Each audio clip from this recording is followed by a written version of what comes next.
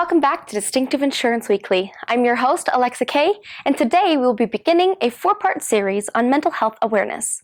As of 2014, the Affordable Care Act requires most individual and small group health insurance plans, including plans sold on the marketplace and Medicaid alternative benefit plans, to cover mental health and substance abuse disorder services.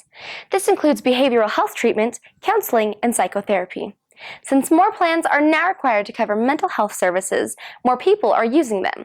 As of January 2015, an estimated 3.7 million Americans with significant mental illness gained access to care through the insurance exchanges and extended Medicaid coverage. More employees are seeking care for depression, anxiety, and stress, according to a study from Workplace Options. For example, the number of cases of employee depression increased by 58% between 2012 and 2014. Similarly, anxiety cases increased by 74%, and the number of cases of employee stress grew by 28%. Furthermore, according to the University of Minnesota's School of Public Health, following the first year of the ACA, inpatient mental health care for young adults increased while emergency room psychiatric care decreased, meaning that younger patients are getting care when they need it, instead of waiting for a crisis and visiting the ER. This in turn improves the quality and delivery of care and reduces the expense of treatment. Another aspect of the ACA that is encouraging people to use mental health benefits is an elimination of the pre-existing condition exclusion for non-grandfathered health plans. What is frequently seen as a benefit for cancer survivors or people with chronic conditions is also a benefit for individuals with mental health issues.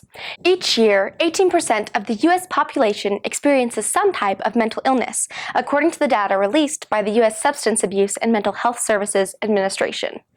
Mental illness causes individuals to miss more workdays than any other chronic condition, resulting in an estimated $100 billion per year in indirect costs to U.S. employers. Employers should know that a mentally healthy workforce is linked to lower medical costs, as well as decreases in employee absences. In contrast, a mentally unhealthy workforce is linked to loss of productivity. Therefore, employers should be aware of the need to ensure that they have the resources to turn a mentally unhealthy workforce into a productive, healthy one. In order to encourage a mentally healthy workforce, employers need to ensure that their workplace is stigma-free. This is counterintuitive to offer mental health benefits if employees feel as if they will be judged for using them. The National Mental Health Association and the National Council for Behavioral Health recommends the following actions. Educate employees about the signs and symptoms of mental health disorders. Encourage employees to talk about stress, workload, family commitments, and other issues. Communicate that mental illnesses are real, common, and treatable. Discourage stigmatizing language, including hurtful labels, such as crazy. Invest in mental health benefits. Help employees transition back to work after they take leave.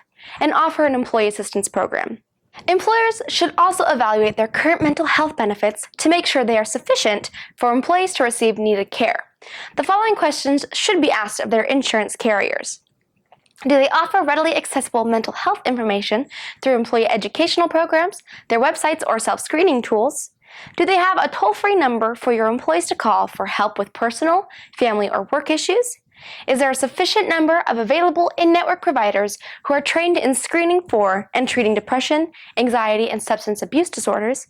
Can they integrate their services with your EPA disease management and disability benefits?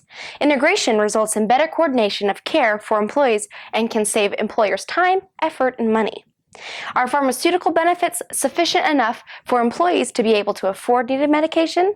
Although the ACA has made an impact on mental health care, further implementation and expansion of coverage to at-risk populations are still needed in order to realize the full impact.